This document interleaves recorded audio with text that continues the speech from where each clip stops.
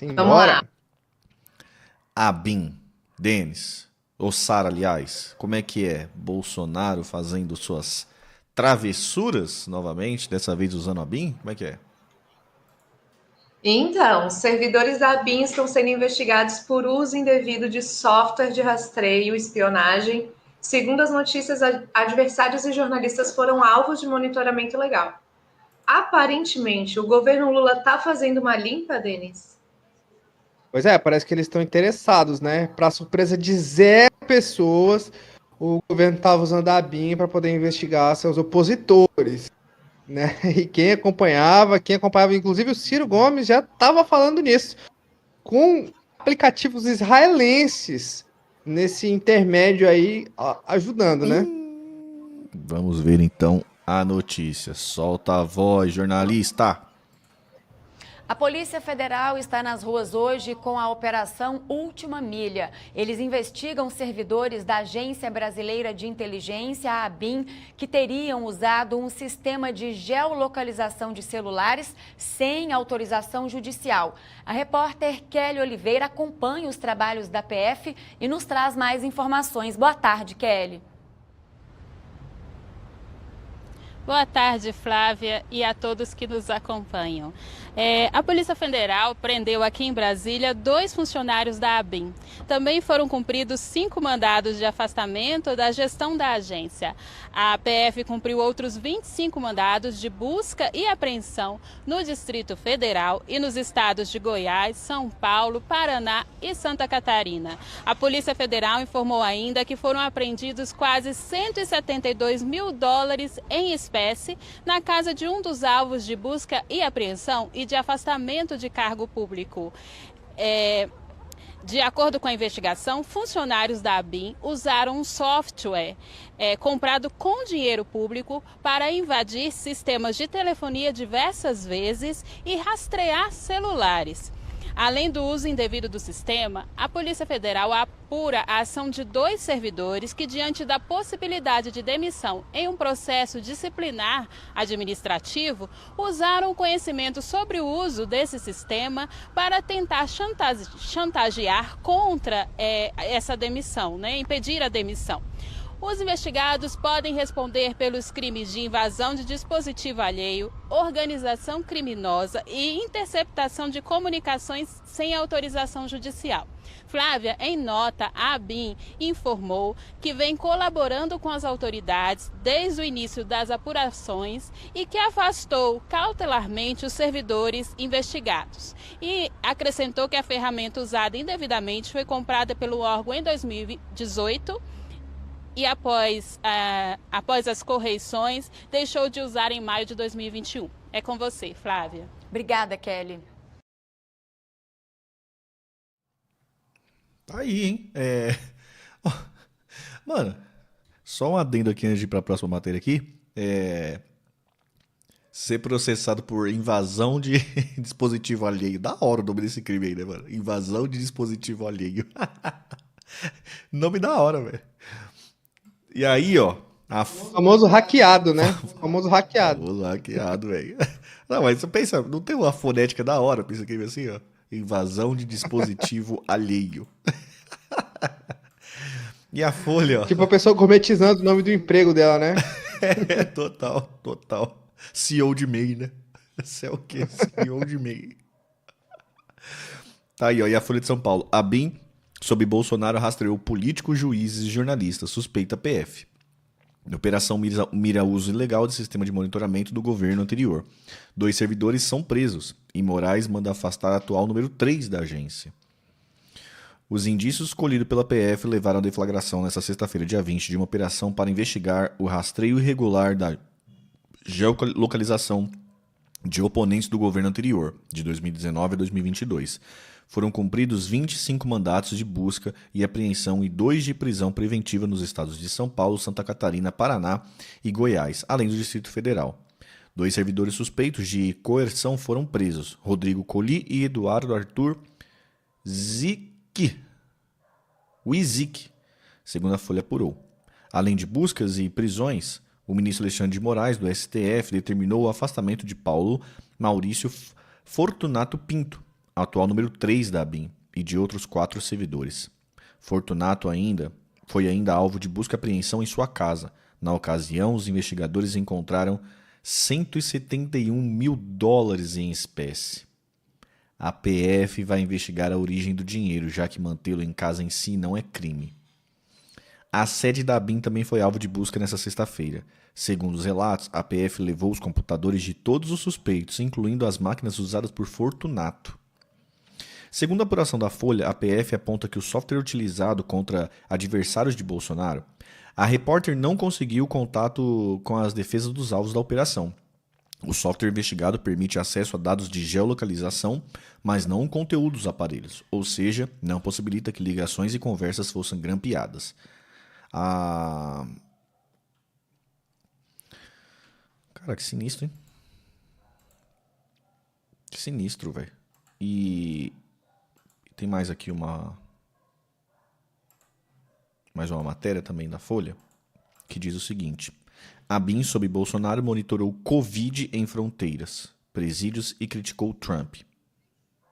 Relatórios mantidos em sigilos pela gestão passada apontam demora do então presidente dos Estados Unidos em conter a pandemia. Os documentos avaliam, por exemplo, a crise nas fronteiras do Brasil e terras indígenas e o impacto causado por restrições de mobilidade na pandemia em rota de drogas e atividades de facções criminosas. Os agentes criticaram a gestão de Donald Trump nos Estados Unidos, político que foi uma das referências de Bolsonaro para definir a resposta do governo brasileiro à doença e apostar na cloroquina, droga sem eficácia contra a Covid-19.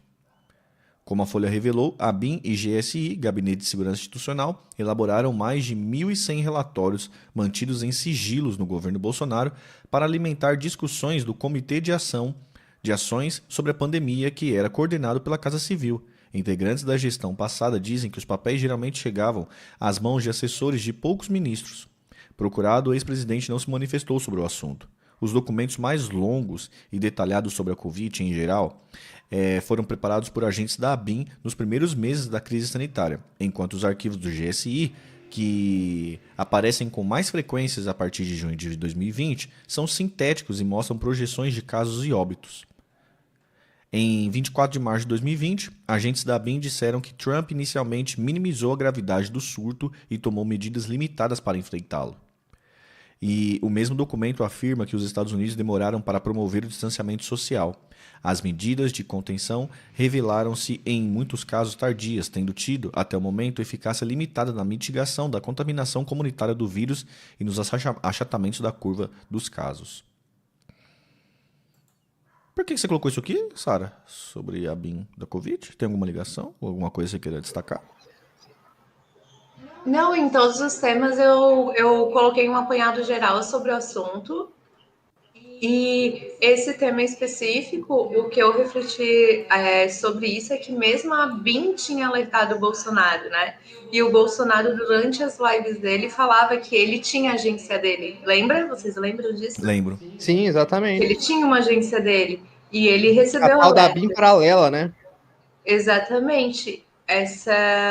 Isso pode contribuir como indício da omissão do Bolsonaro. Ou seja, ele tinha um órgão de inteligência falando para ele, inclusive dos erros do Trump, né? Explicando cientificamente aí, sei lá, né? Não sei em que termos, que o Trump ele foi omisso, ou seja, que ele não tomou atitude, não tomou distanciamento social, né? E não contribuiu para o achatamento da curva de casos e tal, e tudo isso, e que era o que dizia os relatórios da ONU e tudo, ou seja, tinha um órgão de inteligência falando para ele isso, e mesmo assim ele estava agindo daquele jeito que a gente viu, negacionismo, né? E não dá para os bolsonaristas serem incoerentes nesse ponto, né? Eles estavam até agora reclamando do Flávio Dino por conta de um relatório da ABIN. Entendeu? Verdade. Não espere coerência de bolsonarista, Sara. Exatamente. Do GSI, né? Ai, não. Do GSI, essa é a minha prerrogativa, Denise. Ah, desculpe. E ainda continuando nessa esteira, gente, trazendo mais elementos aí para discussão, adversários de Bolsonaro, ministro do STF e jornalistas foram alvo de espionagem por servidores da ABIN presos pela PF. Adversários do ex-presidente Jair Bolsonaro e jornalistas estão entre os alvos do monitoramento ilegal realizado por servidores da Agência Brasileira de Inteligência, a ABIN. Segundo a investigação, o grupo usava sistema de geolocalização para monitorar localização e ligações telefônicas. Policiais, advogados, juízes e integrantes do Supremo Tribunal Federal também teriam sido espionados. O programa espião em questão é o First Mile. A ferramenta israelense teria sido utilizada de forma irregular entre dezembro de 2018 e 2021, mas com mais intensidade neste último ano, pouco antes da pré-campanha eleitoral. Esse 2018 aqui me confundiu, porque dezembro de 2018?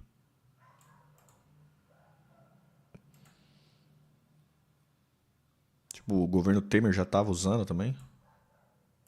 Ou era já o gabinete de transição usando? Eu tinha visto que quem tinha comprado o programa, na verdade, tinha sido o Temer. Porque comprou em 2018, né? A primeira notícia ali fala isso. Justamente para fazer monitoramento de triangulação de celulares do crime organizado, esse tipo de coisa.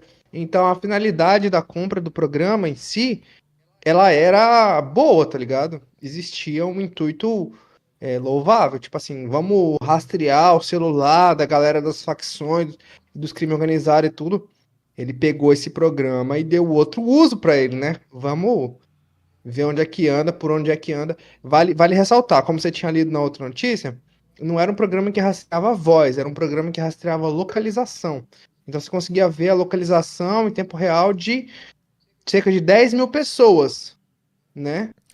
E era mais ou menos o monitoramento que eles faziam. E o intuito das pessoas que eles escolhiam para fazer esse monitoramento era político partidário, né? Então, quem era um adversário político, quem era uma ameaça, quem era um opositor, sofria esse tipo de monitoramento aí pela ABIN. Pode crer. Aqui, um pouco mais sobre o programa em si. Cerca de 10 mil proprietários de celulares por ano podem ter sido monitorados sem autorização judicial, segundo a Polícia Federal. A ferramenta israelense solicitava que fosse digitado o número do contato e, a partir disso, poderia ser acompanhado em um mapa, com as redes 2G, 3G e 4G, a última localização do dono do aparelho. O programa permitia que fosse rastreado o paradeiro de alguém com os dados que eram transferidos do celular para as torres de telecomunicações instaladas em diferentes regiões. Com essas informações, era possível ver o histórico de deslocamento e criar alerta em tempo real de movimentações em diferentes endereços. Segundo as investigações, os 2 servidores da ABIN que mantinham seus cargos até hoje chegaram a usar o conhecimento sobre o uso indevido como meio de coerção para evitar demissão em um processo administrativo disciplinar. Beleza. Tá. E por último aqui, para a gente abrir a roda, oficial da ABIN preso teria chantageado o colega para não ser punido. Servidor da ABIN foi investigado por causa de empresa do pai dele e teria chantageado o colega para não perder cargo. Ele tá ficando falando o nome aqui, né, mano? O cara não foi condenado ainda, tá? O oficial da agência da ABIN teria chantageado colegas para não perder seu cargo em um processo administrativo interno do órgão. Ele foi um dos presos na operação da polícia desta sexta-feira, que investiga o esquema ilegal. Ele é investigado dentro da ABIN há anos porque uma empresa registrada em nome do pai dele, a Iceberg Segurança Cibernética, tentou um contrato com o Exército Brasileiro em 2018 para prestar um serviço na área de soluções de exploração cibernética e web inteligência. Acontece que Eduardo Arthur é da área de contra-inteligência cibernética e o contrato com o Exército seria um conflito de interesse, além de ir contra a exclusividade exigida pelo seu cargo da ABIN. Representantes de empresa rival no processo seletivo do Exército perceberam a irregularidade e a situação foi denunciada para a ABIN. A suspeita é o oficial da ABIN seria o verdadeiro dono da iCyber. Próximo, o outro servidor, preso na operação da PF, Rodrigo Coll, também respondeu ao processo administrativo e também teria chantageado os colegas. Chantagem na ABIN, vamos entender a chantagem, a suposta, né? As investigações internas da ABIN avançaram e a demissão dos 2 servidores se tornou uma possibilidade iminente. Diante disso, segundo a investigação da PF, Os dois fulanos passaram a chantagear servidores, demonstrando que eles tinham conhecimento de uma grave irregularidade envolvendo funcionários da inteligência brasileira. A espionagem ilegal dos celulares de autoridades. Ah, tá. A operação nessa sexta-feira tem como alvo principal essa espionagem ilegal. Servidores usavam softwares israelenses. Ah, tá. Entendi agora, entendi. Pô, agora entendi. Os caras estavam vendo outro esquema e aí pegou, mano, vocês estavam usando esse bagulho pra chantagear outro bagulho, né? Tal, não sei o que, começou a apertar os caras. Entendi. Cara, do jeito que vem. É embaçado a notícia, né? Do jeito que tá vindo as notícias, das primeiras que a gente leu, né? Parecia que os caras estavam vendo que o bagulho do cerco tava fechando pra eles e eles tentaram chantagear quem é que tava fechando o cerco, mas não era nada disso, né? Pelo que eu entendi, os caras estavam com BO lá dentro. E aí o cerco tava fechando administrativo pra esse BO, aí ele chegou nos outros caras, ó, vocês estavam espionando o negócio lá com software israelense, hein? Pra perseguir político, perseguir coisa e tal, vocês estavam espionando, né? Eles tentaram fazer isso, foi isso o meta, né? Denis, comece aí, meu filho. Põe a sua opinião na mesa. Pois é, cara, na verdade, já existia esse rumor de existir uma própria BIM paralela. Eu acho que desde 2021 e tudo já se suspeitava disso, né?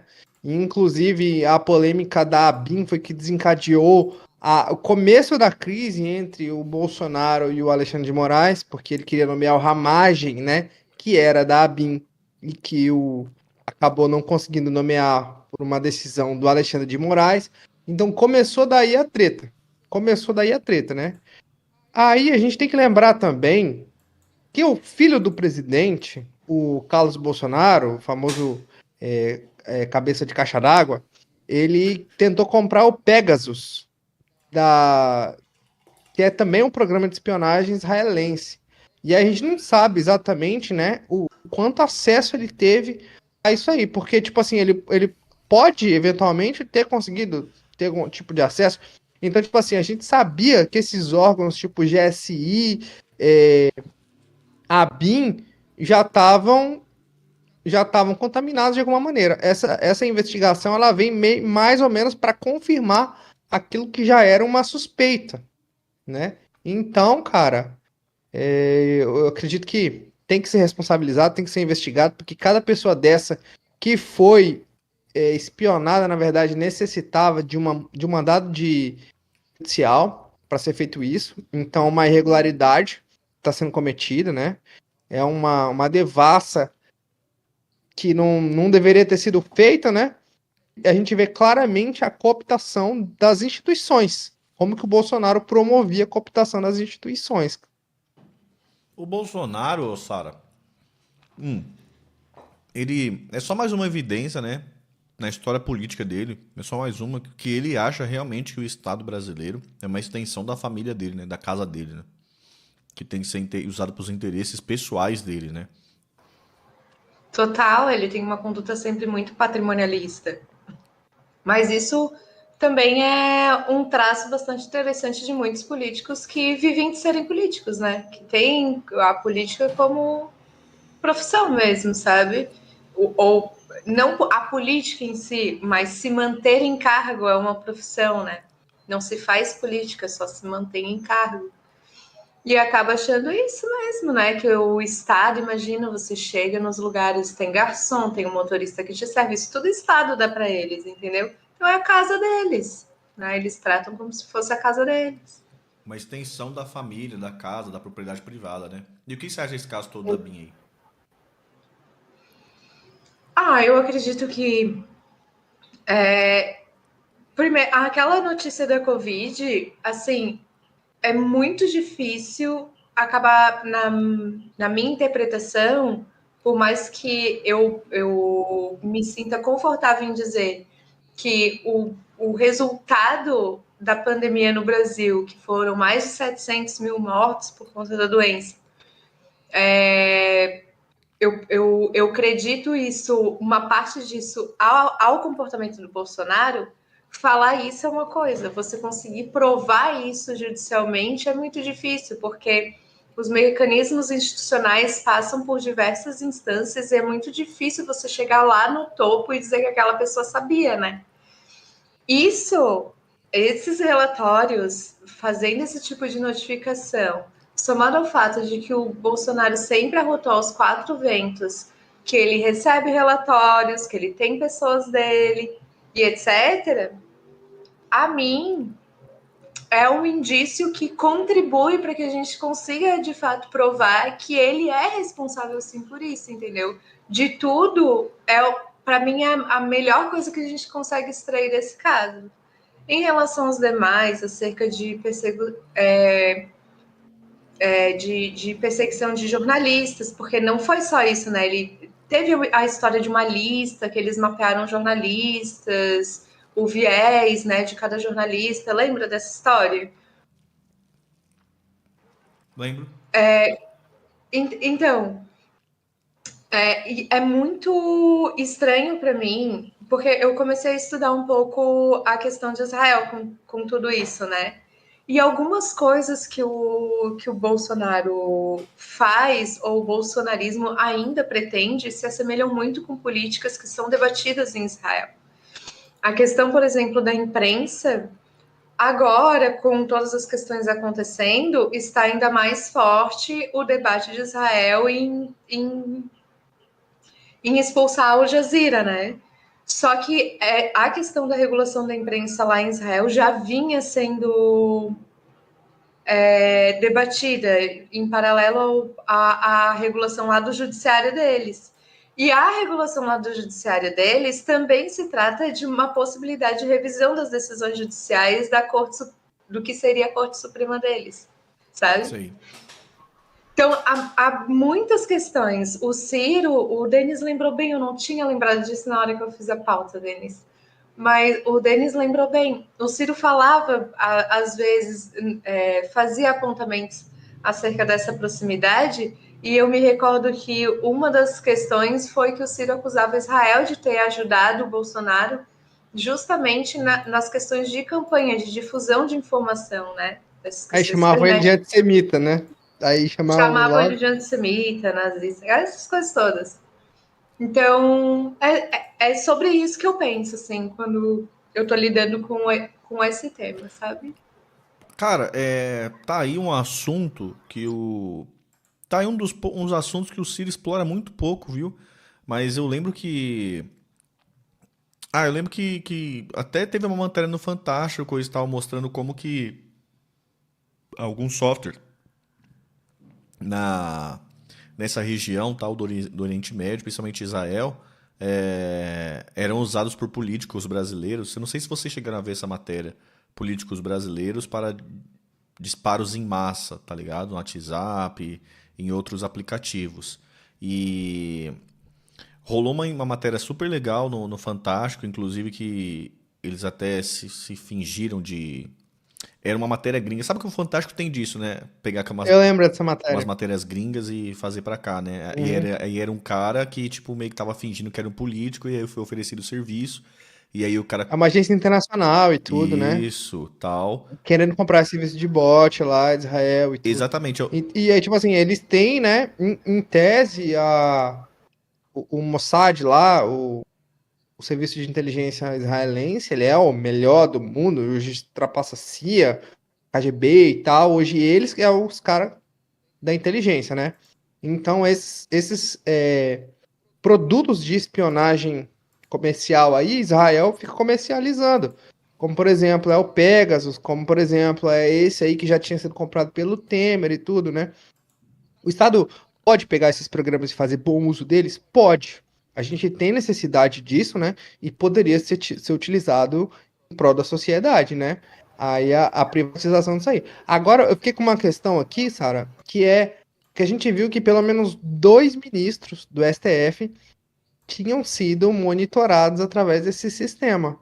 Só que eu vi que eles não divulgaram os nomes de quais seriam os ministros e que o STF próprio não se manifestou sobre quem seriam os dois. Quais são as apostas de vocês? Eu chuto Xandão e Barroso. Xandão e Barroso, ainda bem. Eu chuto Xandão e Gilmar Mendes. Pode ser também. Mas o Gilmar Mendes, no começo, os bolsonaristas tinham esse pacto com ele, mas de repente, depois que ele deu uma aliviada lá pro caso do Flávio Bolsonaro, ele sumiu do radar dos bolsonaristas, o Gilmar Mendes, não foi? Eu acho que não. É porque o Gilmar Mendes é muito poderoso. Então, mas eu lembro que tinha um negócio de, tipo assim, o pessoal pegava no pé demais, o Gilmar Mendes e tal, não sei o quê, e de repente, quando o bagulho sumiu, o negócio do Flávio Bolsonaro, pararam com esse negócio de Gilmar Mendes. Eu nunca mais vi bolsonarista falando de Gilmar Mendes, velho. Pois é, porque o Gilmar Mendes ele era do PMDB, né? Então ele é intrincado, assim, com essa elite, assim, do... Sempre situação, né? Ele não era do PSDB? Eu acho acho que ele foi secretário de Justiça, ministro da Justiça, uma época, antes de ser ministro do STF. Achei que ele tinha ligação mais com o PMDB. Tô confundindo, então. Eu não lembro também, Denis, então não confia em mim. Mas olha só, uma coisa que eu acho que daria para complementar, pegando um pouquinho do que tu falaste, Denis, é o seguinte, que é normal que uma agência de inteligência faça relatórios, especialmente acerca de eventos que estão acontecendo no país, né? Até para preparar a polícia, força policial, se precisa, tal, ou outros ministérios que devam intervir em determinados contextos.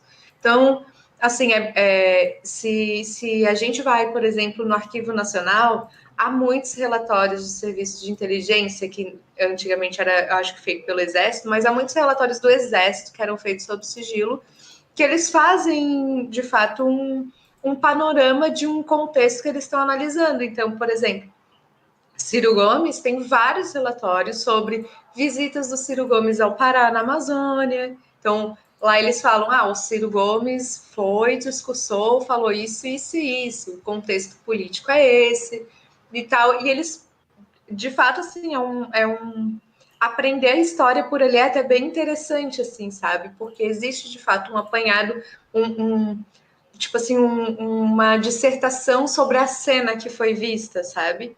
Então eu vejo assim, eu não nego de antemão que mecanismos como esse de tentar de fato perceber algum cenário, né, seja importante para as agências de inteligência. Agora, isso não pode ser feito de forma indiscriminada, né? E especialmente contra a imprensa, muito mais do que ministros do STF, porque às vezes pode surgir algum tipo de suspeita sobre os ministros do STF, que são servidores públicos como todos os outros, entendeu?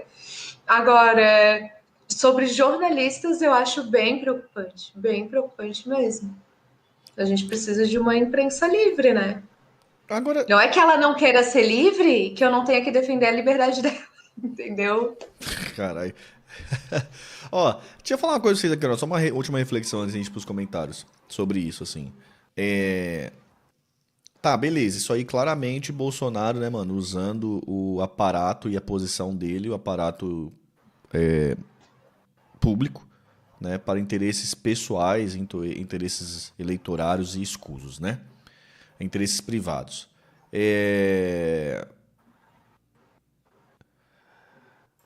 Tem muita diferença disso para quando, assim, qualquer político usa da sua posição para poder ter ganhos eleitorais ou coisa do tipo? Porque, assim, vou pegar um exemplo, assim, tipo, me parece a coisa mais comum no Brasil e todo mundo aceita na maior naturalidade que políticos em cadeiras usem a máquina, né, usa a máquina a seu favor em períodos eleitorais ou para prejudicar rivais políticos, né, ou para vencer eleições, coisas do tipo. É um pouco a mesma coisa e um pouco em um grau mais elevado ou não? Vocês acham que são coisas distintas? Eu acho que são coisas distintas, porque esse uso da máquina, que a gente fala de eleitoral, é justamente de você poder dar benefícios, fazer cortes de tributos, né? Dar alguma vantagem naquele período, fazer o uso da máquina, influenciar o público, a população a votar em você. É geralmente esse uso da máquina que ele é feito. E aí Então, a é gente isso, vê é o como um uso da comportamento máquina padrão. pública para votar para um ganho privado seu. Exato, mas aí é diferente o que ele está fazendo. É um movimento de bastidores que, por exemplo, você ter uma informação privilegiada pode te colocar diante de um adversário político seu numa situação de chantagem, né? Então, por exemplo, descobre um podre do fulano, né? E aí você fala bem assim, ó, fulano, a gente já tá sabendo, tem X, Y, Z, você quer continuar com esse negócio? Não é melhor você dar uma recuada, entendeu? Então isso aí tá por trás da questão eleitoral e do voto, que é justamente o uso da máquina, que de fato é feita, aquele que a gente conhece tradicionalmente, né? E esse uso aí, cara, ele é muito mais nocivo, assim. Por exemplo, pensa só, se ele tivesse, digamos, pego um podre lá de um cara do STF. Vamos supor que acontece um negócio desse. Usando essa BIM paralela. Esse aparato. Ele teria suplemento para poder jogar nos grupos de zap as coisas, o negócio tudinho, para melar a eleição. Então a democracia ficaria em segundo plano, porque é uma informação privilegiada e tudo, né? Uma informação de bastidores ia se sobressair, ia vir a comprometer nosso sistema eleitoral, entendeu?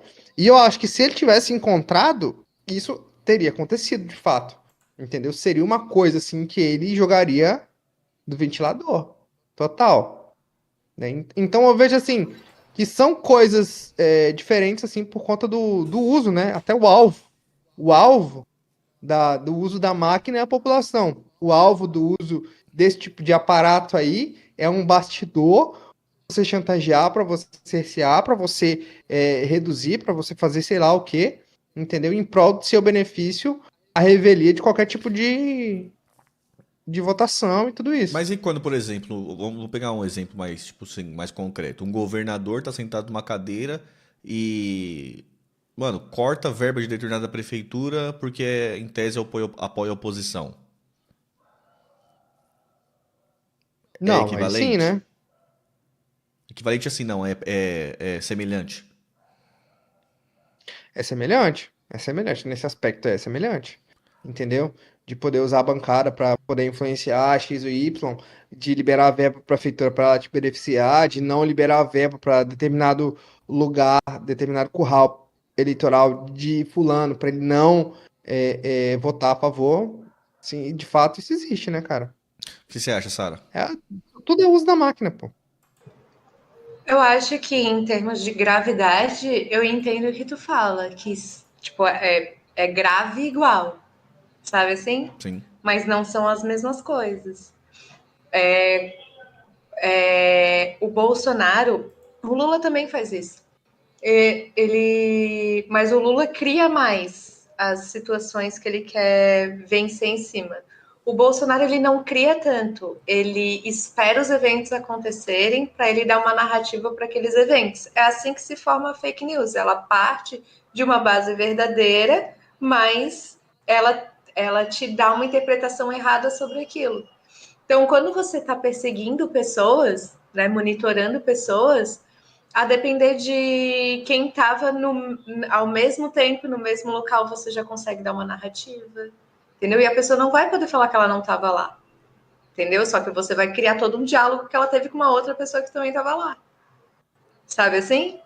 Então, eu acho que isso é uma coisa. Outra coisa é você